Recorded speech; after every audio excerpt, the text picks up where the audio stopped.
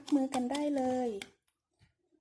ถูทั้งมือและเล็บนะคะเป็นเวลาประมาณ20นาทีนะคะแล้วก็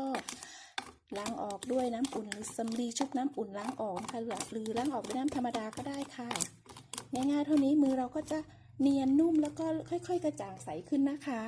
ทำสัปดาห์ละ 2-3 ครั้งได้เลยค่ะวันนี้ต้องลาไปก่อนนะคะสวัสดีค่ะ